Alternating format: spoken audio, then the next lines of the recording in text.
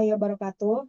Perkenalkan kami dari kelompok 2 akan mempresentasikan hasil dari tugas geologi ke Gunung Apian kami dengan topik Gunung Anak Krakatau. Anggota kelompok 2 yaitu Umar Faruk Siswanto 10-12-22-033, Syakila Indrianti 10-12-23-013, Juan Ugani Jefferson Marbun 10-12-23-119, Ines Mahardika 10-12-23-031, Gebila Biba 10-12-23-115, dan terakhir Erwin Darmakadar 10-12-23-073. Selanjutnya materi akan dipresentasikan oleh teman saya. Baik, selanjutnya ada lokasi Gunung Api Anak Krakatau. Gunung Anak Krakatau berada di Selat Sunda, termasuk ke dalam wilayah Lampung Selatan. Gunung ini merupakan salah satu dari 129 gunung api aktif yang tersebar di Indonesia, membentang sepanjang sekitar 7.000 km dari bagian utara Sumatera hingga ke Sulawesi Utara, melalui Jawa, Nusa Tenggara, dan Maluku. Dari keseluruhan gunung api tersebut, setidaknya satu di antaranya mengalami erupsi setiap tahun, sejak kemunculannya pada tahun 1929. Gunung Gunung Anak Krakatau telah mengalami letusan sedikit 80 kali, baik dalam bentuk erupsi eksplosif maupun efusif. Jarak waktu antara letusan berkisar antara 1 hingga 8 tahun. Namun, dalam 1 tahun letusan terjadi sebanyak 1 hingga 6 kali. Bahkan pada tahun 1993 dan 2001, aktivitas letusan hampir terjadi setiap hari.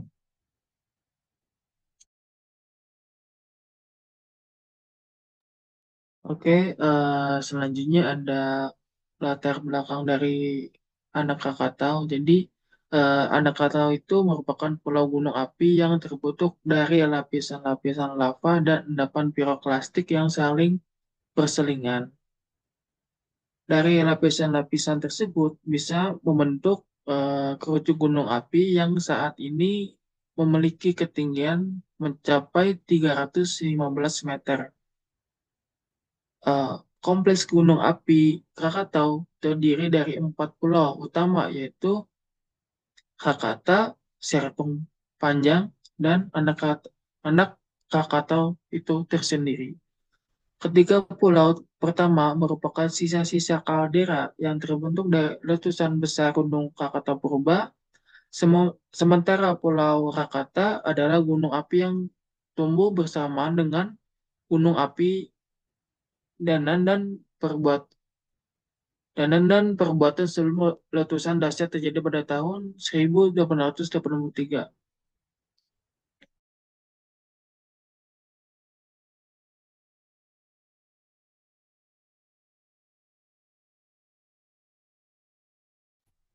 Oke, selanjutnya ada karakteristik magma dan erupsi.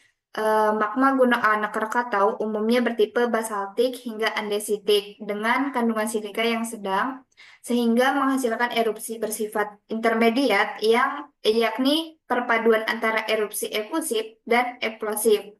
Komposisi ini menyebabkan aktivitas vulkanik yang bervariasi dari aliran lava hingga lontaran material piroklastik.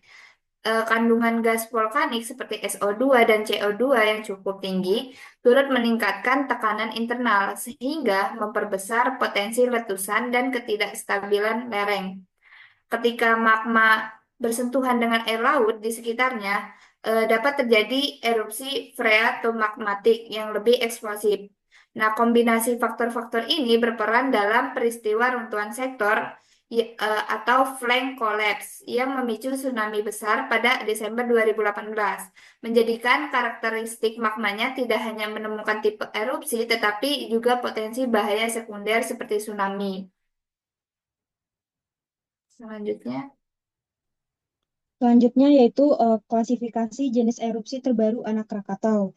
Pada tahun 2018-2019, jenis erupsinya yaitu phreatomagmatik dan Sursean. Pasca kolaps, Anak Krakatau menunjukkan aktivitas erupsi phreatomagmatik dan Sursean yang ditandai dengan interaksi langsung antara magma dan air laut.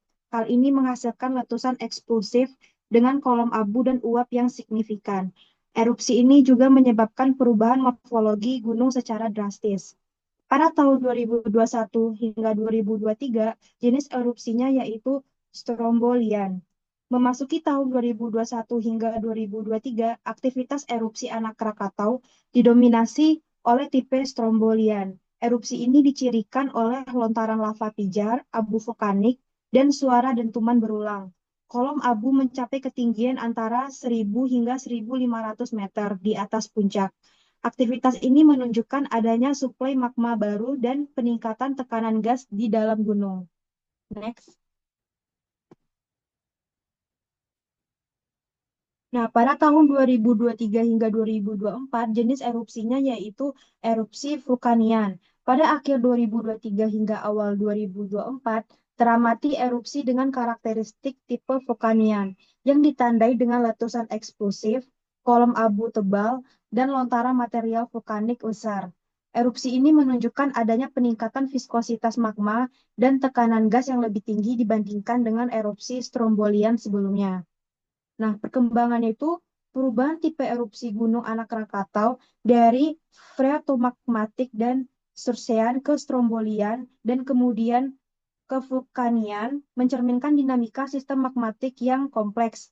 Transisi ini dipengaruhi oleh faktor-faktor seperti viskositas magma, tekanan gas, dan interaksi dengan air laut.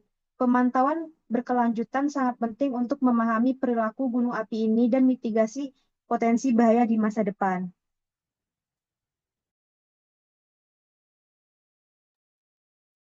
Potensi bahaya dan sumber daya. Menurut sumber Pusat Vulkanologi dan Mitigasi Bencana Geologi, mencatat adanya aktivitas yang berpotensi Gunung Anak Krakatau mengalami erupsi kembali. Dari hal tersebut ada pula potensi bahaya dan sumber daya yang mengikuti. Potensi bahaya yang pertama letusan eksplosif. Letusan mendadak yang melemparkan batu pijar, abu dan gas ke atmosfer. Kedua, tsunami, letusan bawah laut atau longsoran bisa menimbulkan gelombang besar.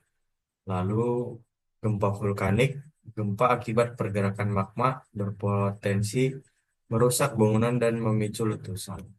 Next.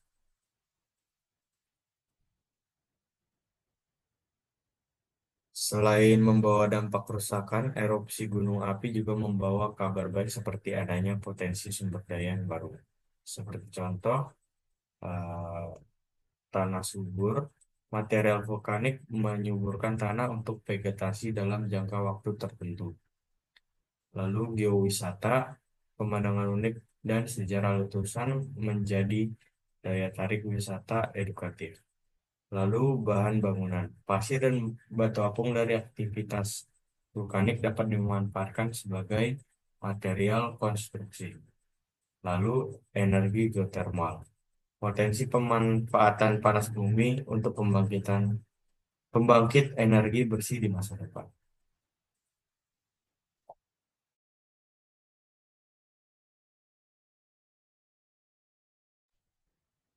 Lalu selanjutnya ada metode pemantauan Gunung Anak Krakatau. Yang pertama yaitu pemantauan gas vulkanik dengan menggunakan gas analyzer dan airborne, yaitu dengan mengukur emisi gas SO2 dan CO2. Kelebihannya dia bisa dilakukan di darat dan di udara. Kekurangannya dia sangat dipengaruhi oleh cuaca. Lalu yang kedua, deformasi dengan menggunakan telemeter dan GPS, yaitu dengan mendeteksi perubahan bentuk gunung api. Kelebihannya dia akurat. Kekurangannya terpengaruh dengan kondisi lapangan. Lalu yang ketiga ada infrasonik dengan menggunakan infrasound sensor, yaitu mendeteksi gelombang tekanan rendah. Kelebihannya dia mendeteksi letusan non visual. Kekurangannya dia sangat dipengaruhi oleh atmosfer bumi.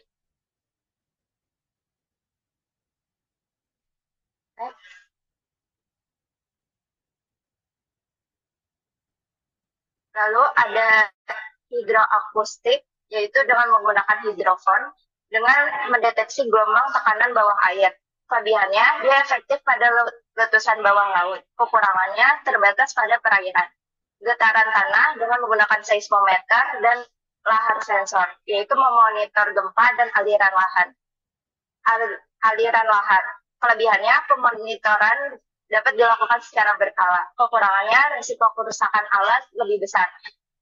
Dan yang terakhir yaitu jarak jauh dengan menggunakan thermal imaging dan satelit, yaitu dengan pemantauan suhu dan morfologi. Kelebihannya, cangkupannya luas, kekurangannya sangat bergantung pada cuaca.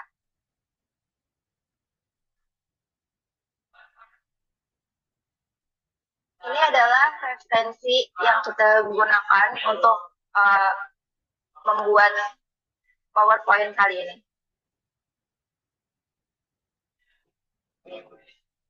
Sekian yang dapat kami sampaikan. Kurang lebihnya kami mohon maaf. Terima kasih.